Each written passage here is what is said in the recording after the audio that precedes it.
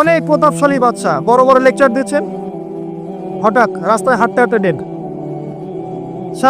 সারাদিন রাত জেনা করেছে, মদ খেয়েছে, জেনা ছড়িয়েছে সমাজে, নগ্নতা অশ্লীলতা ছড়িয়েছে, ভাইরাস মহামারী দিয়ে শেষ। দুনিয়ার জীবন কি জীবন! চোখের সামনে অহরহ ঘটনা দেখছি আমরা। যাচ্ছে খুব সাদা আহ্লাদ করে, বর বিয়ে করতে যাচ্ছে, কার অ্যাক্সিডেন্ট, শেষ, ডেড। কিছু সাহাবী তো এমনও ছিলেন, বদরের যুদ্ধ করতে এসেছেন, হাতের মধ্যে কিছু খেজুর আছে, খেজুর খাচ্ছেন, খোরমা খেজুর খাচ্ছেন। তখন নবী সাল্লাল্লাহু আলাইহি ওয়াসাল্লাম দাঁড়িয়ে ভাষণ দিচ্ছেন যে ওয়াসাবিকু ইলা মাগফিরাতিম মির রাব্বিকুম ওয়া জান্নাহ। ওই যে আয়াতটা আছে, তোমরা এগিয়ে চলো তোমাদের রবের ক্ষমার দিকে এবং জান্নাতের দিকে। আরদুহা কাআরদিস সামাই ওয়াল আরদ, যার প্রশস্ততা আসমান এবং জমিনের সমান। সাহাবী খেজুর খেতে খেতে খেজুরটা ফেলে দিলেন। আরেকজন সাহাবী জিজ্ঞাসা করলেন যে খেজুরটা ফেলে দিলেন কেন? তিনি বলছেন এই খেজুরগুলো খেতে অনেক সময় লেগে যাবে। নবী সাল্লাল্লাহু আলাইহি ওয়াসাল্লাম এমন কথা বলেছেন, এটা শোনার পরে আমি আর এক সেকেন্ড নষ্ট করতে যাচ্ছি না। খেজুর ফেলে দিয়ে যুদ্ধে ঝাঁপিয়ে পড়লেন, দেন শহীদ হয়ে জান্নাতে চলে গেলেন। তারাও তো মৃত্যুর স্বাদ গ্রহণ করেছেন, তাই না? আর একজন ইহুদি ব্যক্তি উহুদের যুদ্ধের দিন সকালবেলা মুসলিম হয়েছে। ইহুদিরা তো আমাদের চিরশত্রু, আপনারা জানেন। এটা জানার জন্য ডক্টরেট করার দরকার নেই, থিসিস করার দরকার নেই। প্যালেস্টাইনের দিকে তাকান, বুঝতে পারবেন। ফিলিস্তিনকে দেখেন, বুঝতে পারবেন। অ্যামনেস্টি ইন্টারন্যাশনাল বলে একটা সংস্থা আছে না, এরা পর্যন্ত দেখলাম গতকালকে রিপোর্ট দিয়েছে যে বিগত এই 50-60 বছর ধরে এরা ফিলিস্তিনদের উপর যা নির্যাতন করেছে, এটা মানবতার ইতিহাসে কখনো করা নাই।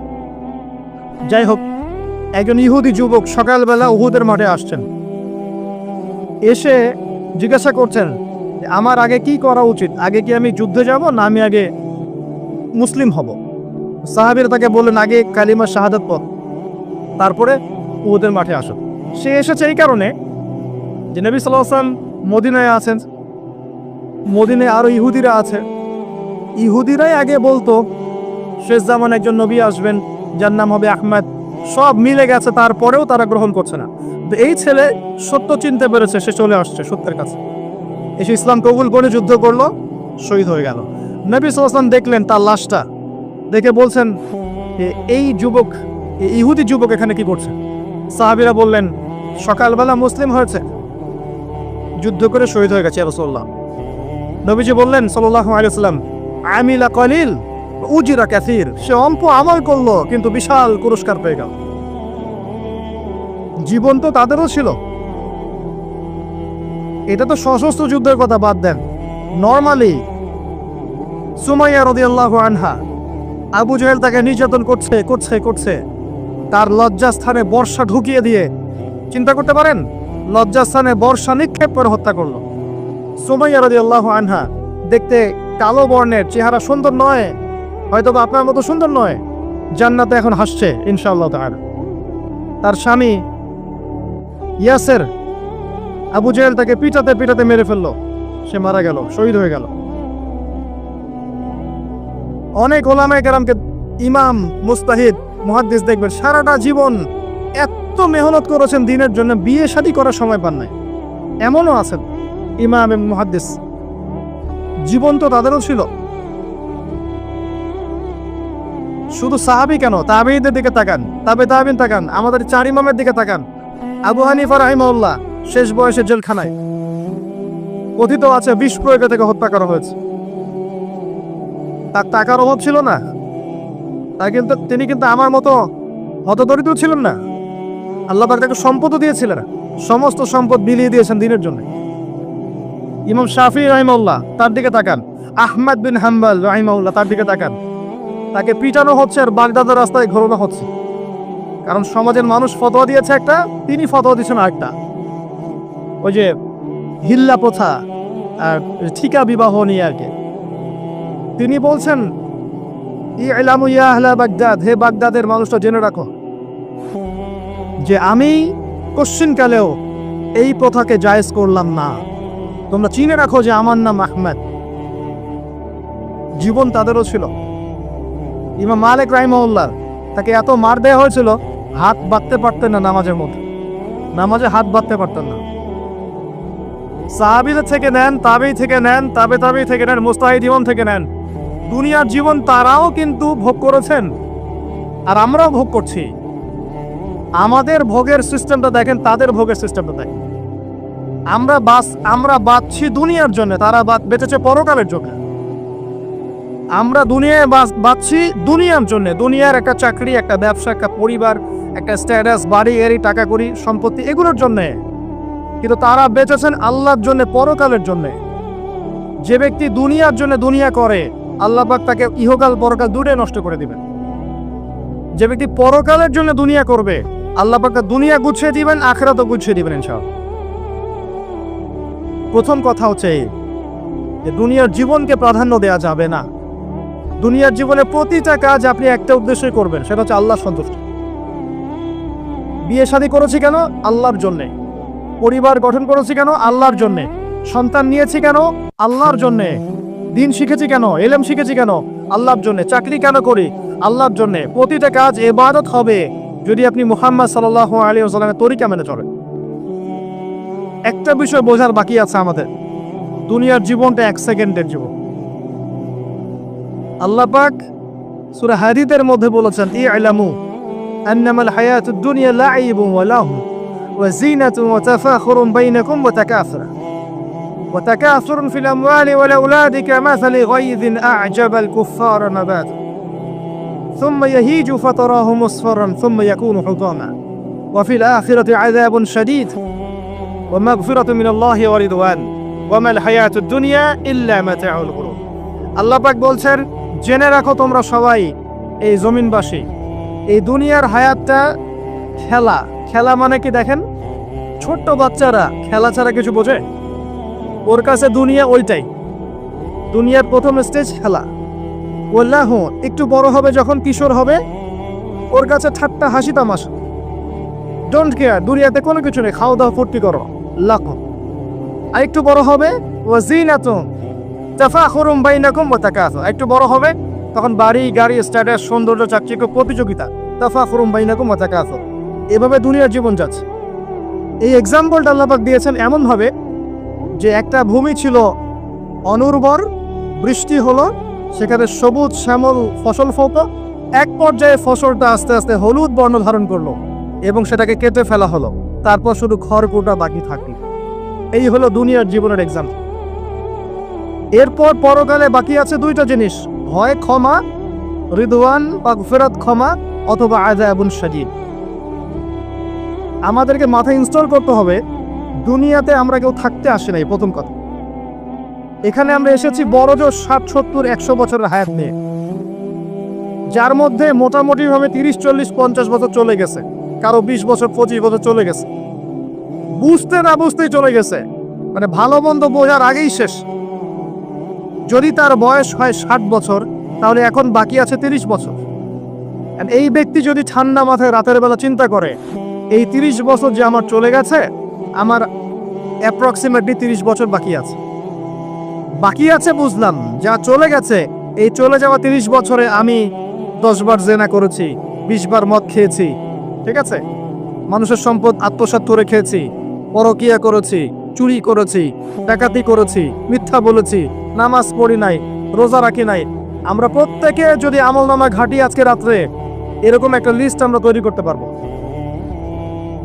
আজকে রাত্রে বাসায় ফিরে গিয়ে প্রত্যেকে যদি একটা আমলনামা ঘাটতে চাই, চোখ বন্ধ করে চিন্তা করি যে এই 30 বছর আমি কি কি করেছি, দেখবেন আপনি জেনার পাপ পাবেন, মাদকের পাপ পাবেন, অন্যের সম্পদ আত্মসাতের পাপ পাবেন, নামাজ না পড়ার পাপ পাবেন, রোজা রাখেন নাই, যাকাত দেন নাই, কোনো কোনো ক্ষেত্রে মিথ্যা বলেছেন, প্রতারণা করেছেন, মানুষের সম্পদ লুটে পুটে খেয়েছেন, অনেক কিছু করেছেন।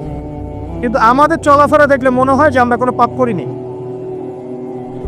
এই জায়গায় ঠান্ডা মাথা চিন্তা করে আপনি দেখবেন পাপ 2 রকম। কয় রকম? 2 রকম।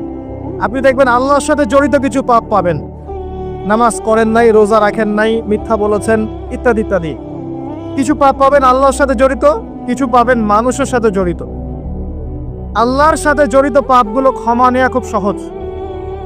ওযু করে এসে 2 রাকাত নামাজ পড়ে চোখের জল ফেলে দিয়ে, চোখের পানি ফেলে দিয়ে আল্লাহর কাছে হাত তুলে খালি যদি বলে আল্লাহুম্মা আনতা রব্বি, বলেন আল্লাহুম্মা আনতা রব্বি লা ইলাহা ইল্লা আনতা খলাকতানি আনা আবদুক ওয়া আনা আলা আহদিক ওয়া ওয়া'দিকা মাসতাতা'তু আউযু বিকা মিন শাররি মা সানা'তু আবুউ লাকা বিনি'মাতিকা আলাইয়া ওয়া আবুউ বিযানবি ফাগফিরলি ফাইন্নাহু লা ইয়াগফিরু যুনুবা ইল্লা আনতা।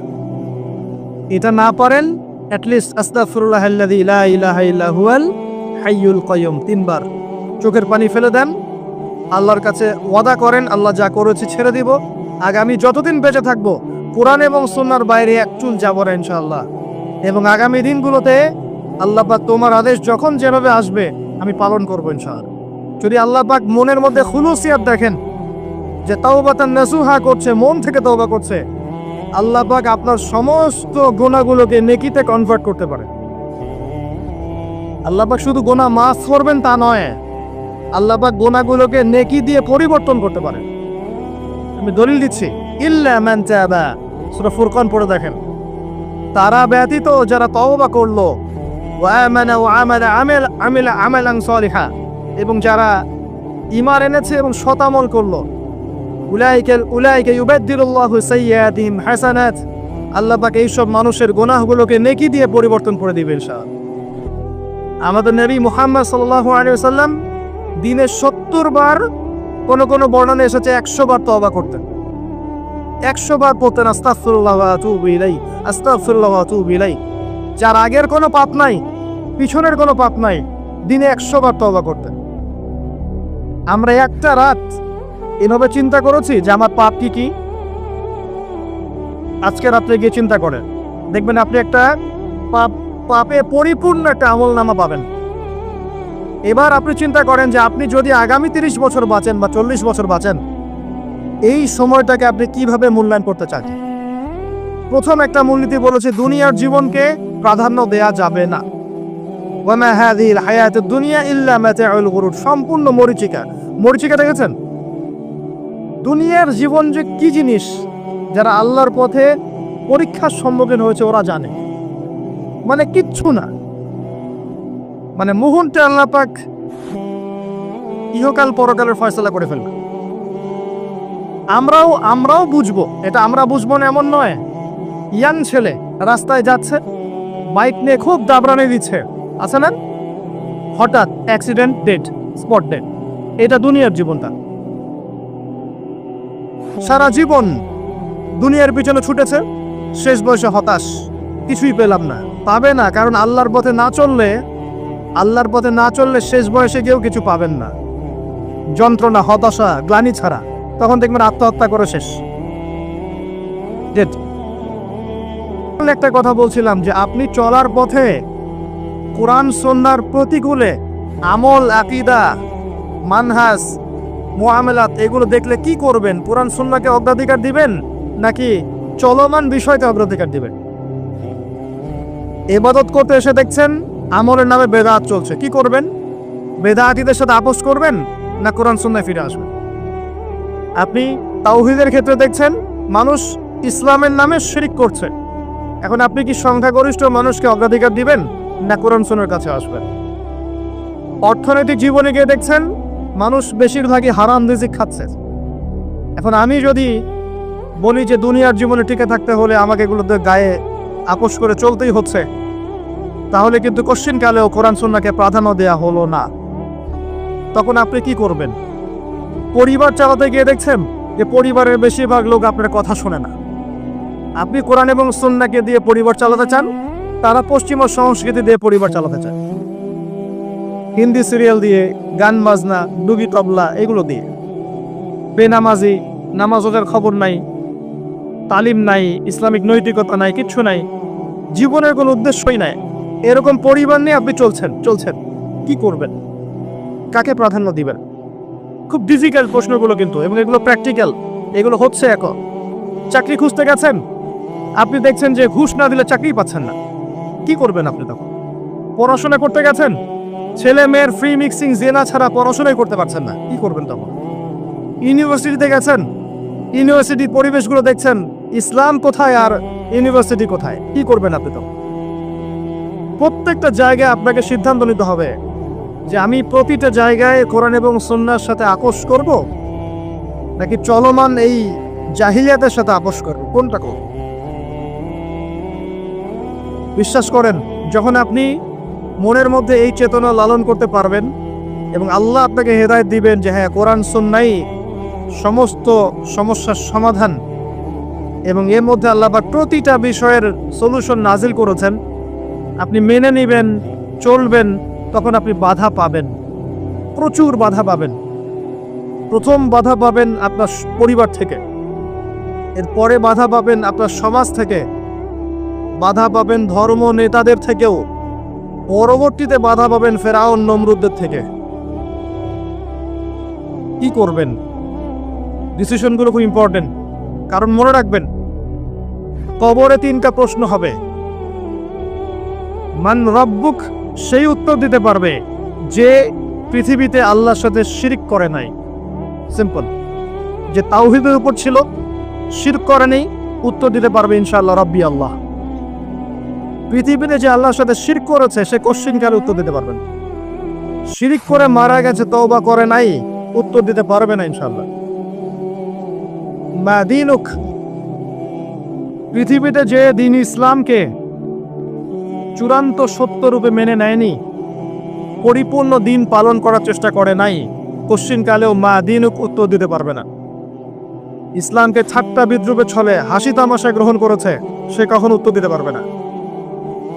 মান নবিয়ুক, পৃথিবীতে যে ব্যক্তি নবী সাল্লাল্লাহু আলাইহি ওয়াসাল্লামের সুন্নাহ মেনে চলেনি, জীবনে চলার পথে নবীর সুন্নাহকে পরোয়া করে নাই, অন্যের আদর্শ গ্রহণ করেছে, সে কোশ্চিনকালেও মান নবিয়ুক উত্তর দিতে পারবে না। কারা পারবে তাহলে? 1 নম্বর তাওহীদ পন্থীরা পারবে, 2 নম্বর যারা পরিপূর্ণরূপে ইসলাম পালন করেছে এরা পারবে, 3 নম্বর যারা মুহাম্মদ সাল্লাল্লাহু আলাইহি ওয়াসাল্লামের সুন্নাহর উপর টিকে ছিল এরা পারবে। ওয়া মা খালাকতুল জিন্না ওয়াল ইনসা ইল্লা লিয়াবুদুন, শুধুমাত্র ইবাদত করার জন্যই আল্লাহ পাক জিন এবং মানুষ জাতিকে সৃষ্টি করেছেন। আপনাকে আল্লাহ পাক এই হায়াতটা দিয়েছেন, এখন বাকি সময়টা চিন্তা করেন আগামী 30-40 বছর কিভাবে কাটাতে চান। দুনিয়ার জন্য বাঁচবেন না আল্লাহর জন্য বাঁচবেন? যদি আল্লাহর জন্য বাঁচতে চান, সর্বশেষ হেদায়েত আল কোরআন এবং সর্বশেষ নবী মুহাম্মদ সাল্লাল্লাহু আলাইহি ওয়াসাল্লাম, এর বাইরে কিচ্ছু নাই ভাই। সারা দুনিয়ার মানুষ মিলে যদি বলে যে কোরআন সুন্নাহর মধ্যে আছে সুদ হারাম কিন্তু সুদ হালাল, হালাল হালাল, কোশ্চিনকালে হালাল হবে না। সারা দুনিয়ার মানুষ একটা মাঝে যদি এসে বলে সুদ হালাল, সুদ ভালো, কোশ্চিনকালে হালাল হয়ে যাবে না, হারামই থেকে যাবে। সারা দুনিয়ার মানুষ যদি বলে পর্দা করার দরকার নাই, এটা সেকেলে সেকেলে সেকেলে, এটা সেকেলে হয়ে যাবে না, এটা ফরজ থেকে যাবে। কিচ্ছু নাই কোরআন সুন্নাহর বাইরে, কিচ্ছু নাই। যা আছে দেখছেন বোগাস, যার কোনো ভিত্তি নাই, মানুষের মন গড়া প্রবৃত্তির অনুসরণ। এখন আপনি যখন কোরআন এবং সুন্নাহর কাছে আসতে চাইবেন, তখন কিন্তু আপনি চতুর্দিক থেকে বাধা পাবেন। এই পথ চলাটা এত সহজ হবে না। হ্যাঁ, কাদের জন্য সহজ হবে? যারা প্রোটেস্ট্যান্ট মুসলিম হবে। কি মুসলিম? প্রোটেস্ট্যান্ট মুসলিম। এটা কেমন? মানে ওটাও ঠিক এটাও ঠিক, সুদ খেলেও হয় না খেলেও হয়, পর্দা করলেও হয় না করলেও হয়, নামাজ করলেও হয়, মাঝে মাঝে ছাপলেও হয়, যাকাত দিলেও হয় না দিলেও হয়। মডারেট প্রোটেস্ট্যান্ট মানে কোরআন সুন্নাহ যা আছে এগুলো খুব কঠিন মনে হয়, এটা মৌলবাদী মৌলবাদী মনে হয়, এগুলো মানলে তো এই যুগে চলা যায় না, এগুলো ওই যুগের জন্যে, এরকম ভার্সনে যারা চিন্তা করবে তাদেরকে কষ্ট পেতে হবে না। তারা দেখবেন কষ্ট না করেই দুনিয়ার জীবন কাটিয়ে দিচ্ছে, ওদের কোনো বাধা বিপত্তি আসবে না। আপনি যখন কোরআন সুন্নাহকে আঁকড়ে থাকবেন, কেমন করে আঁকড়ে থাকবেন? মারির দাঁত দিয়ে কামড়ে থাকবেন, নবীজি বলেছে। মারির দাঁত দিয়ে কামড়াতে বলেছেন, সামনের দাঁত দিয়ে কামড়ালে ছুটতে যাবে, টান দিলে ছিঁড়ে যাবে। মারির দাঁতে কামড় দিলে টান দিলে সহজে ছিঁড়বে না। এভাবে থাকলে আপনার বাধা আসবে। এখন আপনার সামনে দেখবেন আপনি কিছু ফিতনা এবং কিছু সলিউশন। আপনি নিয়াত করেছেন যে আপনার যে গুনাহগুলো হয়েছে এগুলো থেকে আপনি তওবা করবেন ইনশাআল্লাহ। আগামী দিনগুলো আপনি কোরআন এবং সুন্নাহ অনুসারে চলবে। এই কথা শুনে একমত আছেন তো? এখন চলতে গিয়ে দেখবেন যে আপনি কিছু স্পষ্ট বিষয় দেখতে পারবেন যেগুলোর সাথে আসলে কোরআন সুন্নাহর খুব একটা মিল পাওয়া যাবে না। আপনি দেখবেন স্পষ্ট শিরক করছে মুসলিমরা, আপনি দেখবেন স্পষ্ট বেদাত করছে, আপনি দেখবেন হারাম খাচ্ছে। মুসলিম যুবকরা মাদক, পর্নোগ্রাফি, জেনা, ফ্রি মিক্সিং, আপনার জুয়া, ক্যাসিনো, এই যে আপনার টিকটক প্রজন্ম, এগুলো নিয়ে ব্যস্ত আছে। আপনি স্পষ্ট দেখবেন মেয়েরা বেহায়ের মতো ঘুরে বেড়াচ্ছে। আপনি স্পষ্ট দেখবেন যে আপনি হালালে থাকলে চাকরি পাচ্ছেন না। আপনি স্পষ্ট দেখবেন পরিবারের লোকজন কথা শোনে না। আপনি এমনও দেখবেন ওলামায়ে কেরামের মাঝে ঐক্য নাই, এমন দেখবেন। আপনি এমনও দেখবেন যে মানুষ দিনকে দুনিয়ার বিনিময়ে বিক্রি করে দিচ্ছে। আর এমন দেখবেন যারা আপনার উপরে আছে তারা দিন সম্পর্কে তেমন কোনো জ্ঞান রাখে না। এমন জটিল পরিস্থিতিতে আপনি কি করবেন তখন?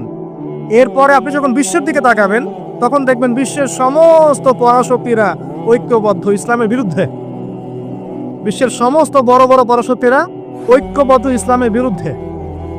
দেখবেন আপনি ইসলামের কোনো খিলাফা নাই, দেখবেন কোনো ইমাম নাই, কোনো আমির নাই, কোনো জামা নাই। দেখবেন আপনি সেই রকম সালফে সালেহিনদের যুগের মতো সৌর্যবীর্য, ব্যক্তিত্ব, গায়রাত কিছু নেই। মনে হবে যেন আমরা দাসত্বের শৃঙ্খলা আবদ্ধ হয়ে গেছে। তখন আপনি কষ্ট পাবেন মনে মনে। আপনার মধ্যে ঈমান থেকে থাকলে আপনি কষ্ট পাবেন, ভিতর থেকে কষ্ট ফিল করবেন। যদি প্যারালাইজড রোগী হয়ে থাকেন তাহলে কষ্ট ফিল করবেন না। চেতনা থাকে দিনের, কষ্ট ফিল করবেন। তখন আপনার স্ট্রাগল শুরু হবে। তখন আল্লাহ যদি আপনাকে বুঝ দেন, আল্লাহ দেখবেন আপনি কি করেন। আপনার মেধা দিয়ে আল্লাহ আপনি কি করেন, আপনার অর্থ দিয়ে আপনি কি করেন, আপনার হায়াতটা দিয়ে আপনি কি করেন, আপনার এই যে জনবল দিয়ে আপনি কি করেন, আল্লাহ আপনাকে যা দিয়েছেন তা দিয়ে আপনি দিনের জন্য কি করছেন, আল্লাহ পাক তখন দেখবেন। এই জায়গায় আমি আপনাকে কিছু সলিউশন বলছি। এটা শুধু আপনাকে বলছি তা নয়, আমি নিজেও এটা ফিল করি, লালন করি। আর আমি এমন কিছু বলবো না যা আমি নিজে আপনার জন্য পছন্দ করি না। যেটা আমি নিজের জন্য পছন্দ করি সেটাই আপনাকে বলবো। প্রথম কথা, এখানে আপনাকে গাইডেন্স দিবে আল কোরআন। এরকম সিচুয়েশনে আপনাকে পথ দেখাবে অনলি আল কোরআন, এরপর নবী সাল্লাল্লাহু আলাইহি ওয়াসাল্লামের হাদিস। এখানে আপনার দায়িত্ব আসবে প্রথমত কোরআন পড়া শিখতে হবে। প্রথম কাজটা কি ভাই? কোরআন পড়া শিখতে হবে, তেলাওয়াত শিখতেই হবে, নিয়মিত তেলাওয়াত করতে হবে। একটা দিন যাবেন আপনার জীবনে যে কোরআন তেলাওয়াত আপনি করেন না, ইনশাআল্লাহ।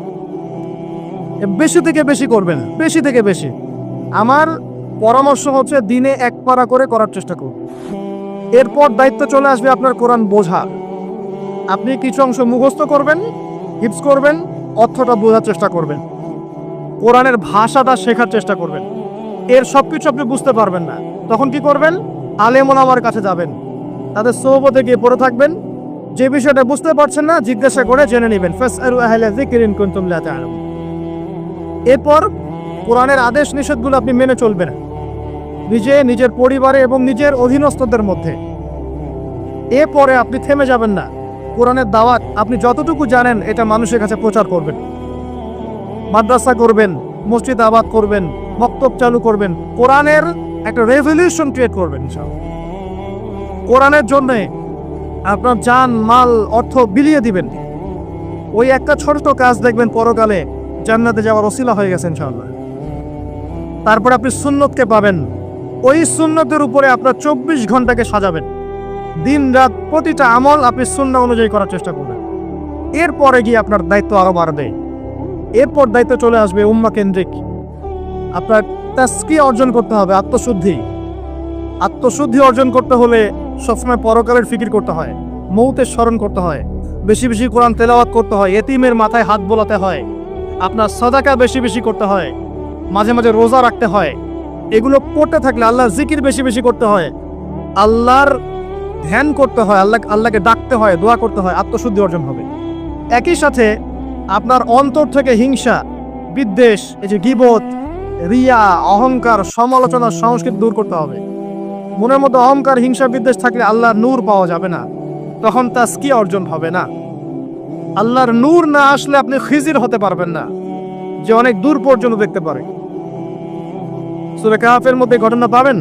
আর এই শেষ জামানায় টিকতে হলে আপনাকে খিজির হতে হবে, দূর পর্যন্ত দেখতে হবে। সবচেয়ে বেশি মানসিক চাপ কাদের উপর আসে জানেন? 1 নম্বর নবীগণের উপরে, 2 নাম্বার সৎ আল্লাহর সৎ বান্দাদের উপরে, তারপর যার ইমান যত উঁচু তার উপর মানসিক চাপ তত বেশি আসে।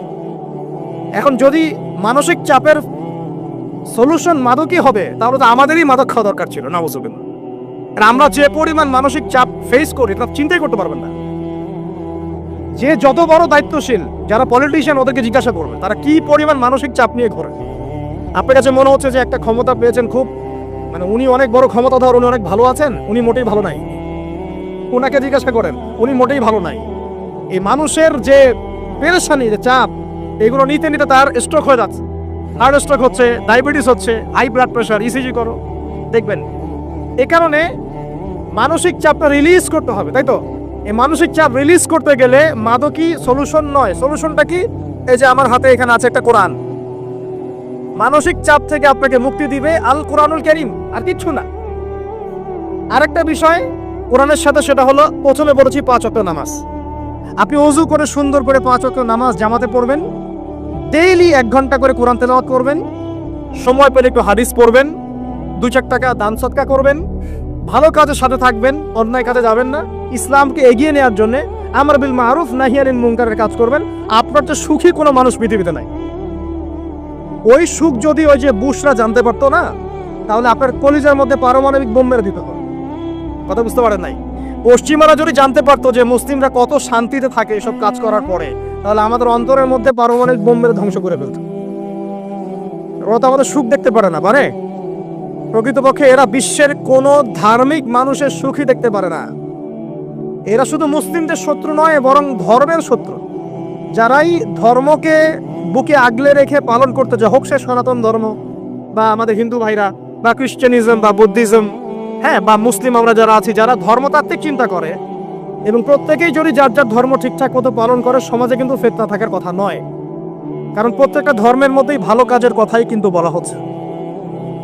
তো যারা ধার্মিক এদের বিরুদ্ধে তারা লেগে পড়ে এবং তারা চায় সারা বিশ্বের মধ্যে ফাসাদ সৃষ্টি করতে। কাদের খাসলত সারা বিশ্বে ফাসাদ সৃষ্টি করা? বলতে পারবেন? আপনাকে আমি দেখাচ্ছি, সূরা কাহফ খুলে দেখেন। যুলকারনাইন একজন বাদশা, তিনি মাশরিক মাগরিব সব জয় করেছেন, মানে পূর্ব পশ্চিম পুরোটাই তার রাজত্ব। এত দাপট ছিল সেই বাদশার যে যেদিক দিয়ে যাবে সেনাবাহিনী নিয়ে সেদিকটাই জয় করে ফেলবে। সুবহানাল্লাহ।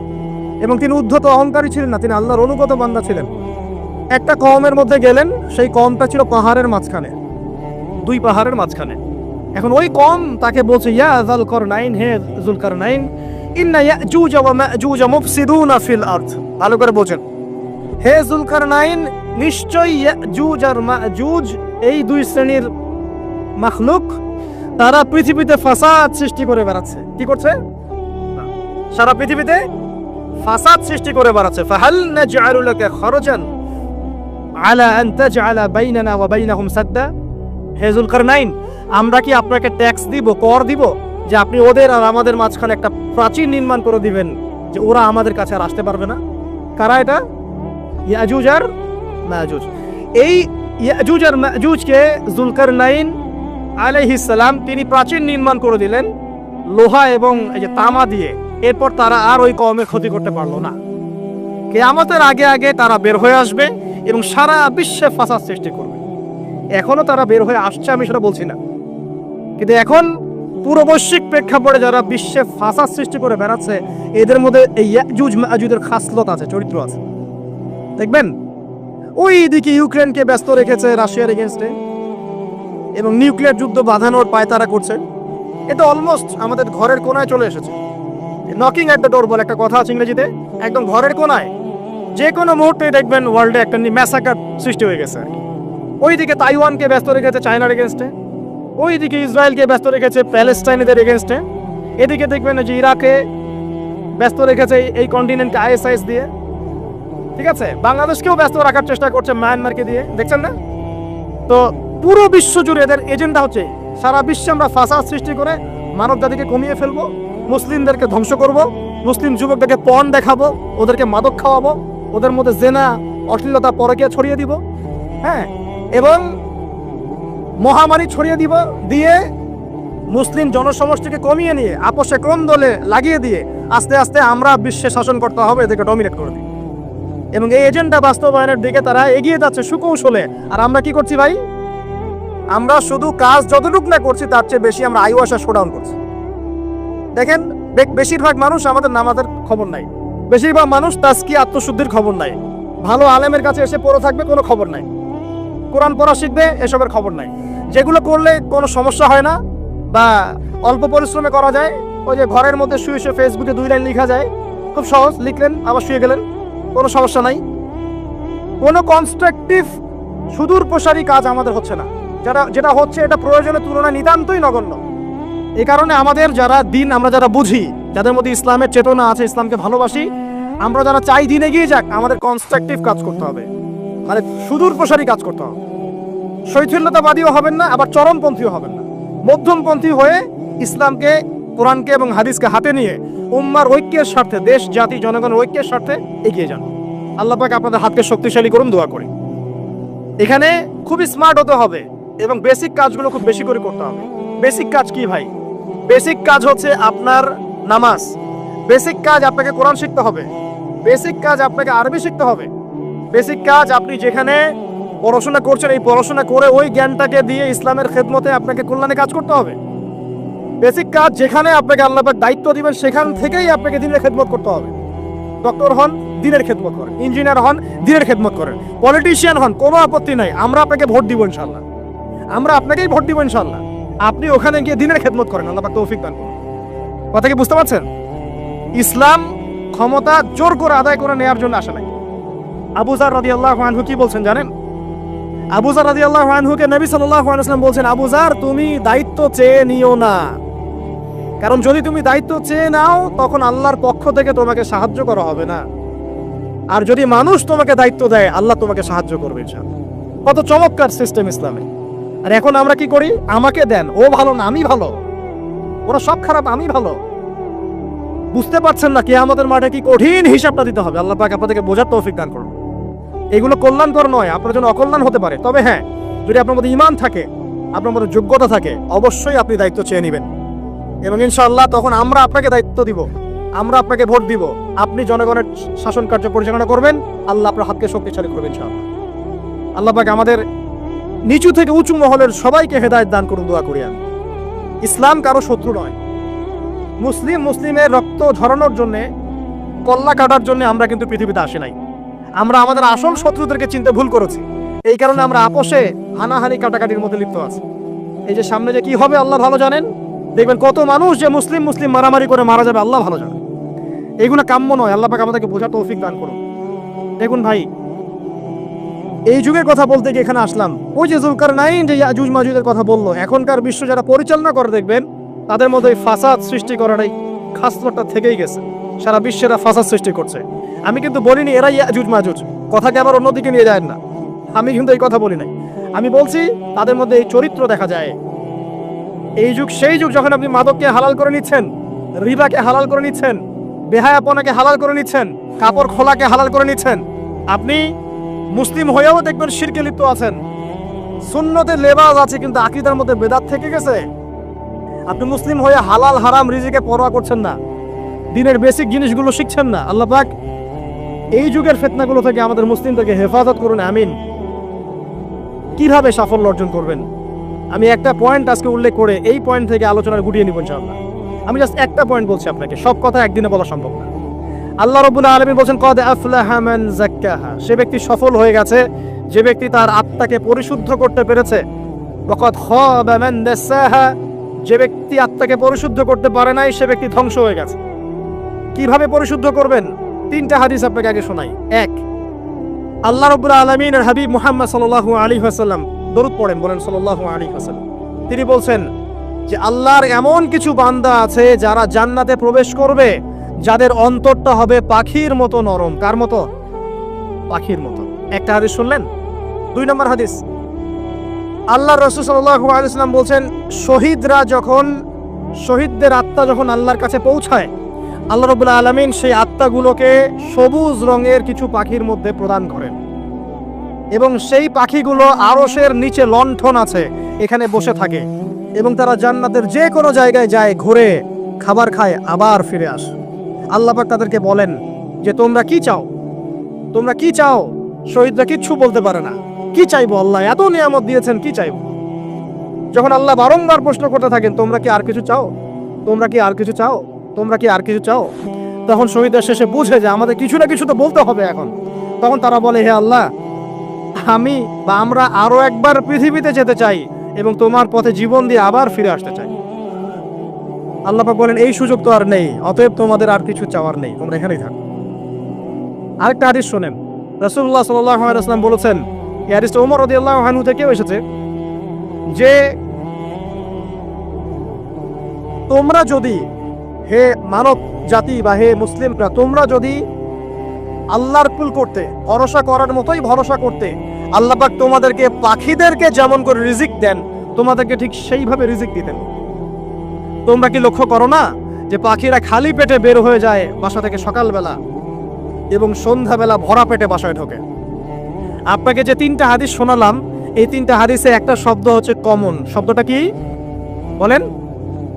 পাখি। পাখি কি? পাখি। আল্লাহ রাব্বুল আলামিন পাখিদের কাছ থেকে আমাদেরকে শিখতে বলছেন এবং বলছেন যে পাখিদের মনটা হয় খুব নরম, খুব সফট, এবং তারা আল্লাহর প্রতি তাওয়াক্কুল করে পূর্ণ মাত্রায়। তারা সকালবেলা ভোরবেলা বের হয়ে যায় এবং সন্ধ্যাবেলা বাসায় ফেরে, খালি পেটে বের হয়, ভরা পেটে বাসায় ফেরে।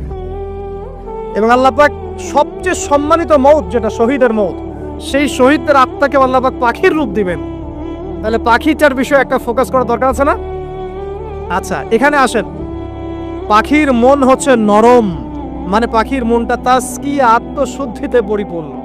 কদ আফলাহা মান যাক্কাহা, সে ব্যক্তি সফল হলো যার হৃদয়টা পবিত্র, নিষ্পাপ, নিষ্কলুষিত হলো। সে ব্যক্তি সফল হবে ইনশাআল্লাহ। একটা কাজ এখানে খেয়াল করেন, পাখিরা সকালবেলা ভোরবেলা বের হয় আর সন্ধ্যাবেলা বাসায় ফেরে। এখনকার মুসলিমদেরকে দেখবেন দুপুরবেলা ওঠে, রাত 3টায় ঘুমায়। কথা কি বুঝেন নাই? পাখির একদম ভোরবেলা উঠে যখন ফজরে আজান দিচ্ছে, ঠিক তার আগ মুহূর্তে পাখির কিচিরমিচির শুনছেন, তার মানে নামাজের ওয়াক্ত প্রায় চলে যাচ্ছে। তার মানে তার আল্লাহ পাকের হুকুমের সাথেই জেগে ওঠে, সূর্য ডুবে তারা ডুবে যায়। ঠিক এরকম সুন্নত ছিল নবী সাল্লাল্লাহু আলাইহি ওয়াসাল্লামের এবং সাহাবায়ে কেরামের। আজকে 1400 বছর পর মুসলিম জাতি এই সুন্নাহ ভুলে গেছে। আর আমাদের সুন্নত দেখবেন, যদি কোনো রকম উঠেও ফেলি ফজরে, আবার 12টা পর্যন্ত ঘুম, আরো বেশি। আর এই যুব সমাজ যারা আছো, তোমরা কেউই 3টা-4টার আগে ঘুমায় বলে আমার মনে হয় না। অলওয়েজ অনলাইনে পড়ে আছে, টিকটক নিয়ে, ফেসবুক নিয়ে, গার্লফ্রেন্ডের সাথে চ্যাটিং। পাখির মতো হতে পারলে পরে মনটা তো নরম হবে, তারপরে না তাজকিয়া অর্জন হবে। পাখির রুটিনটা কি? ভোরবেলা বের হয় আর সন্ধ্যাবেলা বাসায় ঢোকে।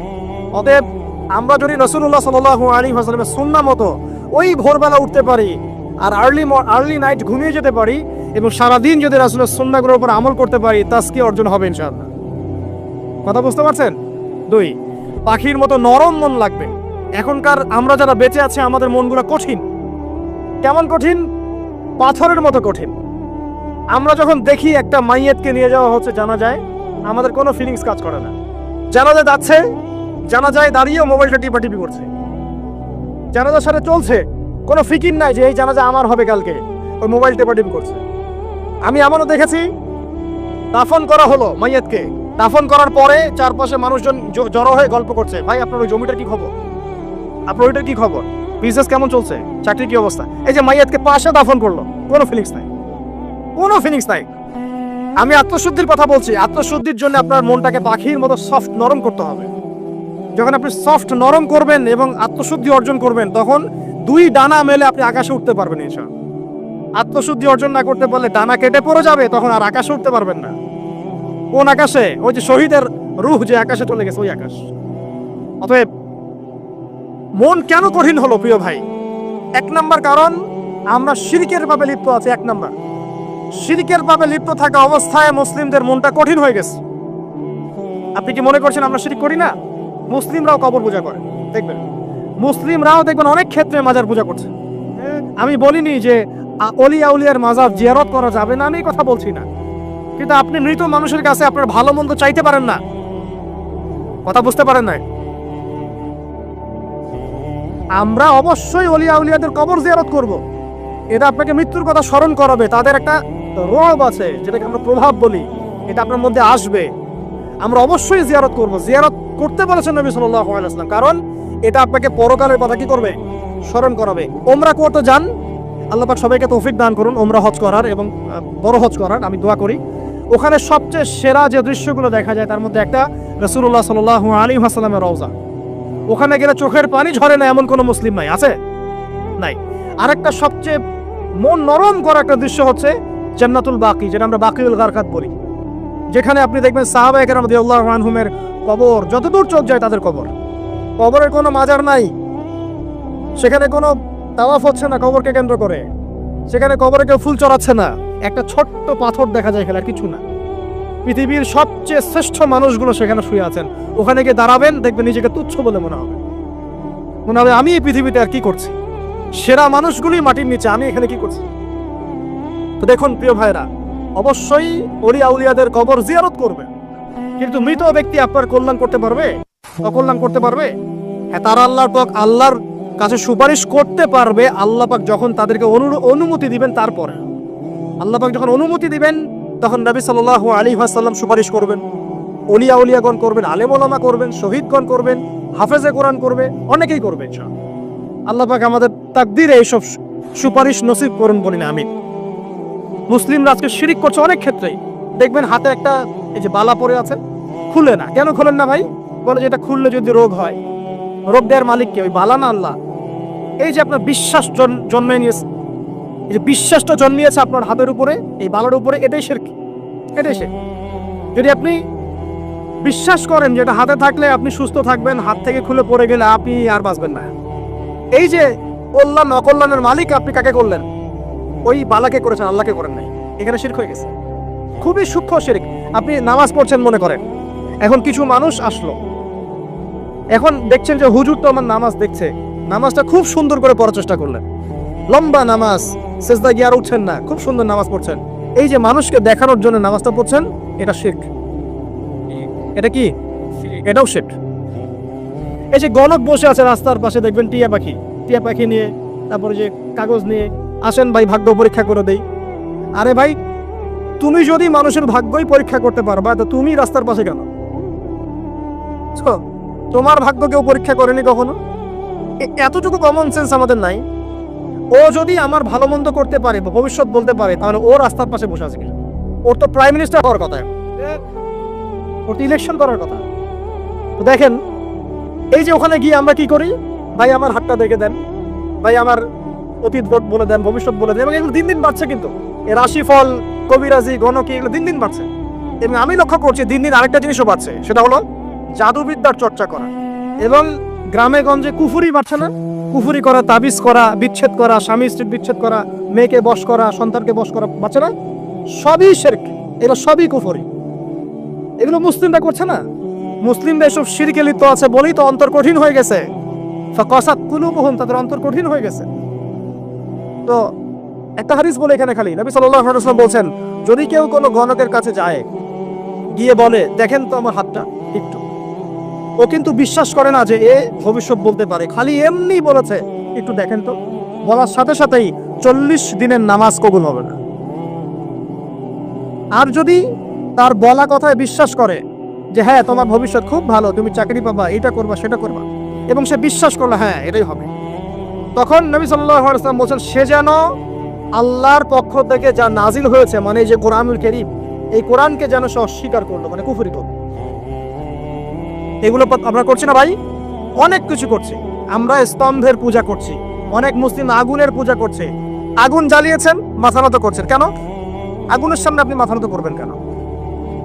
আপনি একটা স্তম্ভের সামনে, গাছের কাছে, গাছের সামনে দাঁড়িয়ে মাথা নত করে ধ্যান করবেন কেন? আপনি মেডিটেশন করছেন কি জন্য? আপনাকে নামাজ দেওয়া হয় নাই? 5 ওয়াক্ত নামাজ দেওয়া হয় নাই? নামাজের চেয়ে বড় মেডিটেশন কিছু আছে নাকি?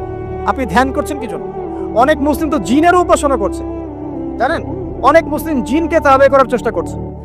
আর জিন বলে একটা জাতি আছে, এটা সত্য। এরকম প্রতিটা ক্ষেত্রে শিরক আছে। শিরক কথায় আছে, কাজে আছে, বিশ্বাসে আছে। দেখবেন মুসলিমরাই আল্লাহ ছাড়া অন্য কারো কাছে দোয়া করছে, মুসলিমরা নজর মানত করছে অন্য জায়গায়, আল্লাহর জন্য নজর মানত করছে না, অন্য কাউকে সন্তুষ্ট করার জন্য করছে। সন্তান হয় না, সন্তান হয় না, এখন কি হবে?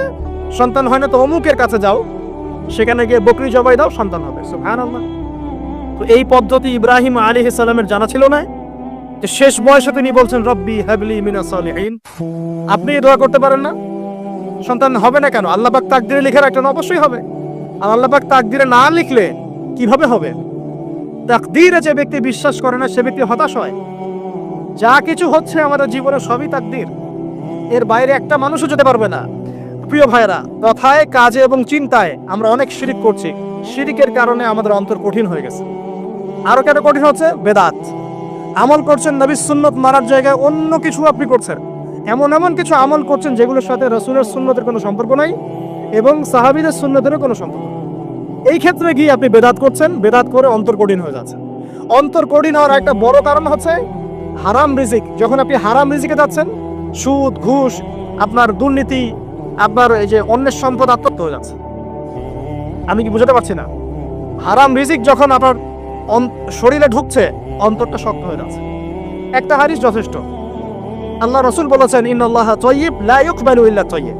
আল্লাহ পাক পবিত্র সত্তা, তিনি পবিত্র ছাড়া কবুল করেন না।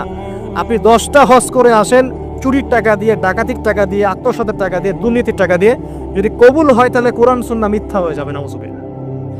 কথা কি বুঝতে পারছেন না? আল্লাহ রাব্বুল আলামিন বলছেন আল্লাহ পাক পবিত্র ছাড়া কবুল করেন না। হারাম রিজিক দিয়ে ইবাদত কবুল হয় না। আমরা ওই যে রংপুর অঞ্চলে একবার ওই যে হারাগাছ একটা অঞ্চল আছে না, সেখানে গিয়েছিলাম। সেখানে মাশাআল্লাহ আবার বিড়ির অনেক ফ্যাক্টরি আছে। কিসের? বিড়ি তো হালাল নাকি? তামাক তো হালাল নাকি? তো সেখানে বিড়ি ফ্যাক্টরির অনেক মালিক আছে এবং তারা মসজিদ কমিটির অনেক দায়িত্বপ্রাপ্ত আছে। মুসলিমদের গায়রত তো এখন নাই, মুসলিমরা এদেরকে আবার মসজিদ কমিটির সদস্যও বানিয়েছে। তো এখন মসজিদ কমিটিতে এসে তার প্রভাবে ইমাম সাহেব টিকতে পারে না। দুইজন বলে নামাজের পর হাত তুলে দোয়া করতে হবে, দুইজন বলে করা যাবে না। ঠিক আছে? এই নিয়ে ক্যাচাল। এই ক্যাচাল হতে হতে দেখা গেল এক পর্যায়ে মারামারি পর্যন্ত হয়েছে। মসজিদ ভাগ হয়েছে, মারামারিও হয়েছে। তো সেখানে আমাকে দাওয়াত করেছিল যে ওয়াজ করার জন্য। দোয়া করার কথা বলছে। তাই আমি বললাম দোয়া করে লাভ কি? দোয়া করলেই বাকি, না করলেই বাকি, রিজিকটাই তো হারাম। আপনি তো তামাকের টাকা খাচ্ছেন, তামাক। আপনি মাদকের টাকা খাচ্ছেন, এটা হালাল না হারাম? তো হারাম টাকা দিয়ে হাত তুলে দোয়া করলেই কি, না করলেই কি? দোয়া তো উঠছে না উপরে। আগে হারাম রিজিক ছাড়েন, তারপর দোয়া করুন। তো রিজিক হারাম হওয়ার কারণে আমাদের কি হচ্ছে? অন্তরটা কি হচ্ছে ভাই? কঠিন হচ্ছে। ওই পাখির মতো আর মুক্ত আকাশে উঠতে পারবে না। তারপরে সামনে যান, আরো কেন কঠিন হয়? বস্তুবাদিতা, দুনিয়া। সারাদিন দুনিয়ার ফিকির, দুনিয়ার চিন্তা। খাবো কি, পরবো কি, ব্যাংক ব্যালেন্স, টাকা পয়সা, স্ট্যাটাস, সারাটা দিন দুনিয়ার দুনিয়া। ঘুম থেকে ওঠা থেকে নিয়ে শুরু করে ঘুমানো পর্যন্ত খালি দুনিয়া। যারা দুনিয়ার নেশায় মত্ত হয়ে আছে, এদের অন্তরটা কঠিন হয়ে যায়। এই অন্তরটা পাখির মতো হতে পারবে না। ঠিক আছে কথা? যারা দুনিয়ার নেশায় মত্ত হয়ে আছেন, এই অন্তরটা কঠিন হয়ে যাবে, পাখির মতো হতে পারবে না। তারপর কি? আরো সামনে যান। দিনই জ্ঞান চর্চা না করা অন্তর কঠিন হওয়ার কারণ। আর কি কারণ? পাপ করা। পাপ যত বেশি আপনি পাপ করবেন, যত বেশি পর্ন দেখবেন, যত বেশি মাদক খাবেন, যত বেশি জুয়া খেলবেন, যত বেশি অহেতুক সময় নষ্ট করবেন, যত বেশি আপনি অন্যের ক্ষতি করবেন, ঠিক আছে, নিরপরাধ মানুষের উপর নির্যাতন করবেন, যত বেশি আপনি পাপ করবেন, এই পাপ করতে করতে করতে মানুষের অন্তর কঠিন হয়ে যায়। ইবনুল কাইয়্যিম রাহিমাহুল্লাহ বলেছেন যে পাপ করতে থাকলে মানুষের অন্তর কঠিন হয়ে যেতে থাকে এবং ইস্তেগফার আর জিকির করলে গিয়ে মানুষের অন্তর আবার নরম হতে থাকে। পাপের উপর পাপ করতে থাকলে মানুষের অন্তর কঠিন হতে থাকে। এ বিষয়ে রাসূলুল্লাহ সাল্লাল্লাহু আলাইহি ওয়াসাল্লাম বলেছেন, যখন মানুষ একটা পাপ করে কলবের মধ্যে একটা কালো দাগ পড়ে যায়, যখন আরো একটা পাপ করে আরেকটা কালো দাগ পড়ে যায়। এভাবে যখন পাপ করতেই থাকে তখন পুরো কলবটাই কালিমা পূর্ণ হয়ে যায়। এই অবস্থায় যদি সে তওবা করে, আল্লাহ পাক মাফ করে দিবেন। যদি এই অবস্থায় তার মৃত্যু হয়ে যায়, তার আত্মাটা থেকে দুর্গন্ধ বের হতে থাকে, যে আত্মাটা কবজ করতে পর্যন্ত মালাকুল মউত মানে ঘৃণা পোষণ করে। কথা কি বুঝতে পারছেন? যখন অন্তর পাপ করতে করতে কলুষিত হয়ে যাবে, ওয়াকাদ খাবা মান দাসাহা, যখন পাপ করতে করতে অন্তর কলুষিত হয়ে যাবে, তখন আপনার এই মালাকুল মউত পর্যন্ত ওই আত্মাটাকে বের করার সময় ঘৃণা করবে, দুর্গন্ধযুক্ত। আল্লাহ পাক আমাদেরকে পাপ থেকে বাঁচিয়ে রাখুন, আমিন। এরকম কিছু কাজ আছে: বস্তুবাদিতা, শিরক, বেদাত, হারাম রিজিক, সারাদিন দুনিয়ার ফিকির নিয়ে থাকা, ঠিক আছে, অন্যের ক্ষতি করা, পাপ কন্টিনিউয়াসলি করতে থাকা এবং দিন ছেড়ে দেওয়া, দিনের ইলম ছেড়ে দেওয়া, আল্লাহ পাকের আনুগত্য ছেড়ে দেওয়া। এই কাজগুলো করতে থাকলে মানুষের অন্তর কি হয়? কঠিন হয়ে যায়। এখন সলিউশন কি বলেন? 5 মিনিটে আমি সলিউশন বলছি। কেমন করে আপনি এটাকে নরম করবেন আর পরিশুদ্ধতা অর্জন করবেন এবং ওই পাখির মতো মুক্ত আকাশে উড়বেন কিভাবে বলবো? 1 নাম্বার, অবশ্যই শিরক ত্যাগ করতে হবে। কি করতে হবে? শিরক ত্যাগ করতে হবে। আল্লাহ পাকের তাওহীদের উপর থাকতে হবে। আল্লাহ পাক তৌফিক দান করুন। লং কিছু বলার সময় নেই আমার হাতে, একটা বই বলছি, কিতাবুত তাওহীদ। কি নাম? কিতাবুত তাওহীদ। এই বইটা অনেক ভার্সন বাজারে বের হয়েছে, কিনে দেখবেন শিরক কত প্রকার কি কি, তাওহীদ কাকে বলে কত প্রকার কি কি। যেটা বুঝবেন না মাদ্রাসা চলে যাবেন, আলেম ওলামার কাছে গিয়ে জিজ্ঞাসা করুন, হুজুর এটা বুঝি নাই। ঠিক আছে? 1 নাম্বার, শিরক ত্যাগ করতে হবে। 2 নাম্বার, আপনাকে তাওহীদে থাকতে হবে। দেখ, অন্তর নরম করার কথা বলছে। 2 নাম্বার, সুন্নতের উপর আমল করতে হবে। ওই যে পাখির কথা বললাম, যে সকালবেলা বের হয় আর সন্ধ্যাবেলা কি করে? বাসায় ফেরে। খালি পেটে বের হয়, ভরা পেটে বাসায় ফেরে। তার মানে আমাদেরকেও সকাল সন্ধ্যাটা কাটাতে হবে নবী সাল্লাল্লাহু আলাইহি ওয়াসাল্লামের সুন্নত অনুযায়ী। যখন তিনি ঘুমাতেন তখন ঘুমাবেন, যখন উঠতেন তখন উঠবে। বাকি কাজ যেমন করে করতেন তেমন করে করবে, তখন অন্তর ইনশাআল্লাহ নরম হয়ে যাবে। ঠিক আছে ভাই? 2। 3 নাম্বার, 5 ওয়াক্ত নামাজ জামাতে। নামাজ আপনাকে যে কোনো পাপ থেকে বাঁচাবে ইনশাআল্লাহ। ভাই জেনা করছেন, নামাজ পড়েন। পর্নোগ্রাফি দেখেছেন, তাও তওবা করে নামাজ পড়েন। আপনি হারাম অ্যাফেয়ার্সে আছেন, হতাশ হয়েন না, নামাজ পড়েন। গোনা ছাড়তে পারছেন না, নামাজ পড়েন। সুদ খাচ্ছেন, নামাজ পড়েন। আপনি পতিতালয়ে গিয়েছেন, নামাজ পড়েন। বেপরদা চলছেন, তাও নামাজ পড়েন। আপনি অন্যের হক নষ্ট করেছেন, তাও নামাজ পড়েন। যে পাপই করেছেন, নামাজটা পড়েন। নামাজ আপনাকে সমস্ত পাপ থেকে বাঁচিয়ে রাখবে ইনশাআল্লাহ। ইনশাআল্লাহ আস্তে আস্তে ইনশাআল্লাহ দেখবেন সব পাপ থেকে আপনি দূরে চলে আসছেন ইনশাআল্লাহ তাআলা। 3 নাম্বার নামাজ। 4 নাম্বার, বেশি থেকে বেশি, ভাই শোনেন, বেশি থেকে বেশি পরকালের ফিকির করবেন। খালি পরকালের চিন্তা করবেন যে আমাকে মৃত্যুবরণ করতে হবে, কবরে যেতে হবে, পুলসিরাত পার হতে হবে, আল্লাহর সামনে দাঁড়াতে হবে। যত বেশি আপনি আল্লাহর ফিকির করবেন, পরকালের ফিকির করবেন, আপনার মনটা নরম হয়ে যাবে ইনশাআল্লাহ, মনটা শক্ত হবে না। 5 নাম্বার, মানুষের সাথে খুব বেশি মেলামেশা করবেন। মানুষের সাথে খুব বেশি মেলামেশা করলে ইবনুল কাইয়িম রাহিমাহুল্লাহ বলেছেন অন্তর কঠিন হয়ে যাবে। কারণ মানুষ আপনাকে গীবত করাবে, হ্যাঁ, মানুষ খারাপ কাজে নিয়ে যাবে, বেফাস কথাবার্তা বলবেন, হয়তো বেফাস কাজ করবেন, ফুজুল কি বাক করবেন। এগুলো করতে গিয়ে আপনি দেখবেন অন্তর কঠিন হয়ে গেছে। এত বেশি মানুষের সাথে মেলামেশার দরকার নাই, প্রয়োজন যতটুকু অতটুকু করবেন। ঠিক আছে? আল্লাহ পাক তৌফিক দান করুন, আমিন। কটা বললাম? 5, 6। আমার সবচেয়ে প্রিয় নসিহত, প্রত্যেক দিন মিনিমাম 1 ঘন্টা করে কোরআন তেলাওয়াত করবেন বুঝে। আমি বলিনি না বুঝে করলে কোনো নেকি হবে না, প্রত্যেক হরফে 10 নেকি হবেই হবে, কিন্তু আপনি করবেন বুঝে ইনশাআল্লাহ। যখন বুঝে আপনি প্রত্যেক দিন 1 পারা করে বা 1 ঘন্টা করে কোরআন তেলাওয়াত করবেন, আপনার কলিজা, আপনার কলব নরম হতে বাধ্য এবং আপনার অন্তরে আল্লাহ নূর নেমে আসবে ইনশাআল্লাহ। দেখবেন আপনার কলব থেকে সমস্ত এই যে পঙ্কিলতা, কলুষতা ইনশাআল্লাহ চলে যাবে ইনশাআল্লাহ তাআলা। 2টো জিনিস অন্তরকে পবিত্র করে ফেলে, এক হচ্ছে কোরআন তেলাওয়াত, আর এক হচ্ছে বেশি থেকে বেশি আল্লাহর জিকির এবং ইস্তেগফার। তো কোরআন তেলাওয়াত বাড়িয়ে দেন। আল্লাহ পাক সবাইকে কোরআন তেলাওয়াত করার তৌফিক দান করুন, আমিন। যারা শেখেন নাই আজকে ওয়াদা করেন যে কোরআন আপনারা বিশুদ্ধ করে পড়া শিখবেন, ওয়াদা করেন। আগামী রমজান আসার আগেই 1 খতম দেওয়া চাই, পারবেন? এবং কোরআনের চর্চা বাড়িয়ে দিবেন। প্রত্যেক দিন কিছু করেন না করেন কোরআন তেলাওয়াত করতে হবে, ঠিক আছে? আল্লাহ পাক তৌফিক ইনায়াত করুন, আমিন। আর বুঝে পড়ার চেষ্টা করবে। একটা সহজ তাফসীর বলে দেই, মারিফুল কোরআন বাসায় আছে না? মারিফুল কোরআন তাফসীর ইবনে কাসির বাসায় নাই, জালালাইন বাসায় নাই, বাসায় নাই, কিনেন। সারাদিন তো অনেক টাকা পয়সা খরচ করছেন, 3টা তাফসীর কিনেন, জালালাইন কিনেন, মারিফুল কোরআন কিনেন, ইবনে কাসির কিনেন, বাসায় গিয়ে পড়া শুরু করেন। পারবেন না? যে একটা বুঝবেন না, ওলামা কেরামের কাছে যাবেন, গিয়ে বলবেন হুজুর এটা বুঝি নাই, বুঝাই দেন। নিজের যে ব্যাখ্যা করতে যাবেন না, ব্যাখ্যা করলে দেখবেন এক যে পণ্ডিত ধরেছে, কিছু পণ্ডিত কোরআন পড়ে বলে কোরআনই মানি হাদিস মানি না, এরকম পণ্ডিত দেখেন না? কোরআনই মানি হাদিস আর মানি না, কারণ আল্লাহ নাকি নাউজুবিল্লাহ কোরআনে নাকি আল্লাহ পাক হাদিস মানতে বলে নাই, ও নাকি পায় নাই। এই জন্য দেখলাম সুবহানাল্লাহ নামাজ পড়তেছে, কোরআন থেকে নামাজ পড়তেছে, হাদিসের কোনো হেদায়েত দিবে না। আর কিরকম যে হাত আবার ঠিকই বাঁধতেছে, হাত বাঁধতেছে, রুকু করতেছে, সেজদা করতেছে, এগুলো আবার কোথায় পাইলো আল্লাহ ভালো জানেন। হাত এভাবে বাঁধতেছে, এভাবে হাতটা বাঁধা কোরআনে কোথায় আছে আমি পাইলাম না কোথাও, ঠিক আছে? হাদিস ছাড়া কি এগুলো আসবে? হাত বাঁধ, সেজদায় গিয়ে সুবহান রাব্বিয়াল আলা বলছে না, বলছে আসলামতু লিরাব্বিল আলামিন। এটা কোরআন থেকে বলছে। আর নবী সাল্লাল্লাহু আলাইহি ওয়াসাল্লাম হাদিস থেকে বলছেন সুবহান রাব্বিয়াল আলা সুবহুন কুদ্দুসুন রাব্বুল মালাইকাতি ওয়ার রূহ সুবহানাকা আল্লাহুম্মা রাব্বানা ওয়া বিহামদিকা আল্লাহুম্মা ইগফির। এগুলো নাই, ও বলছে আসলামতু লিরাব্বিল আলামিন। মানে কোরআন মানি হাদিস মানি না। এত বেশি পণ্ডিত হওয়ার দরকার নাই, এরা হচ্ছে ইচড়া পাকা টাইপের পণ্ডিত। ওমর রাদিয়াল্লাহু আনহুর যুগের বেঁচে থাকলে এদেরকে পিটাই সোজা করে ফেলাইতে।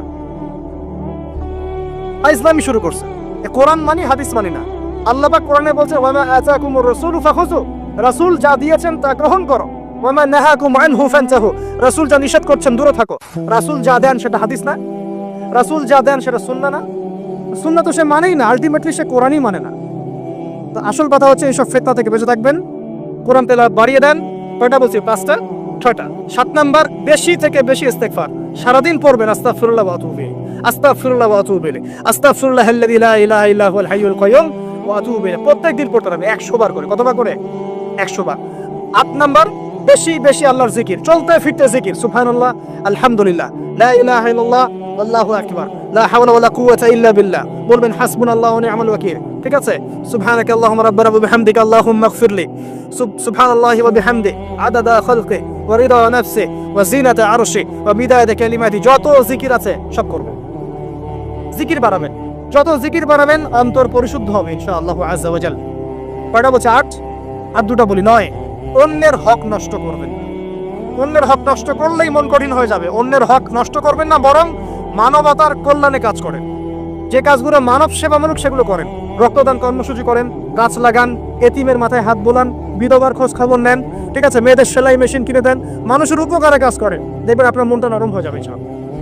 যার মন নরম এবং যার মনের মধ্যে সততা আছে, আল্লাহ পাক ইনশাআল্লাহ সেখানে অবশ্যই হেদায়েত ঢালবে ইনশাআল্লাহ।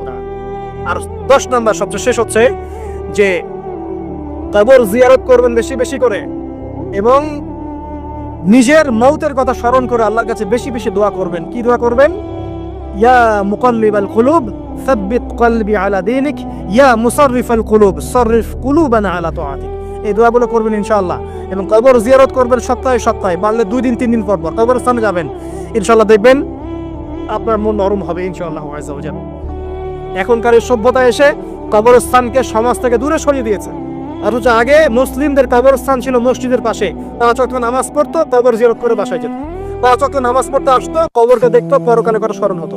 এখন কবরস্থান ওই যে দূরে, সারা জীবনে একবার যায় কিনা সন্দেহ আছে। এই 10টা কাজ যদি আপনারা করতে পারেন ইনশাআল্লাহ তাআলা, আমাদের কলবটা ইনশাআল্লাহ নরম হবে, আত্মশুদ্ধি অর্জিত হবে। আর এগুলোর পাশাপাশি অবশ্যই আল্লাহওয়ালা আত্মশুদ্ধিওয়ালা মানুষের সোহবতে গিয়ে থাকবেন। আল্লাহওয়ালা আত্মশুদ্ধিওয়ালা মানুষের সোহবতে গিয়ে থাকলে তাদেরকে দেখেই দেখবেন মনটা নরম হয়ে যাবে ইনশাআল্লাহ। ইলমি পরিবেশে থাকেন, দ্বীনি পরিবেশে থাকেন, আমর বিল মারুফ নাহি আনিল মুনকারে কাজ করেন। 3 দিন 7 দিন 40 দিন যতদিন পারেন আল্লাহর পথে সময় লাগান, সময় লাগান। আমি এটাকে আপনার আত্মশুদ্ধির জন্য বলছি, এটা একমাত্র পথ পদ্ধতি আত্মশুদ্ধির, এটা বলছি না। এখানে গেলে আপনি ইনশাআল্লাহ আপনার ইসলাহ এবং সংশোধনের জন্য কাজ করতে পারবেন। আল্লাহ রাব্বুল আলামিন আমাদের সবার কলবগুলোকে পরিচ্ছন্ন করুন। আল্লাহ পাক আমাদের সবাইকে শিরকের পথ থেকে বাঁচিয়ে রাখুন, হৃদয় কঠিন হওয়া থেকে বাঁচিয়ে রাখুন। আল্লাহ পাক আমাদেরকে বেশি থেকে বেশি কোরআন তেলাওয়াত করার তৌফিক দান করুন, দ্বীনি জ্ঞান চর্চা করার তৌফিক দান করুন। আল্লাহ পাক আমাদের সবাইকে হারাম রিজিক, জেনা, সুদ, ঘুষ থেকে বাঁচিয়ে রাখুন। আল্লাহ পাক আমাদেরকে পরকালীন চেতনায় এই দুনিয়ার জীবন কাটানোর তৌফিক এনায়েত করুন, আমিন। আমরা আজকে এই যে পাখিদের মতো অন্তর নিয়ে কথা বললাম, আমরা যদি এই আমলগুলোর মধ্য দিয়ে অন্তরটাকে পবিত্র করতে পারি ইনশাআল্লাহ, ওই শহীদদের যে নরম পাখির অন্তর সেটা আমরা লাভ করতে পারবো ইনশাআল্লাহ।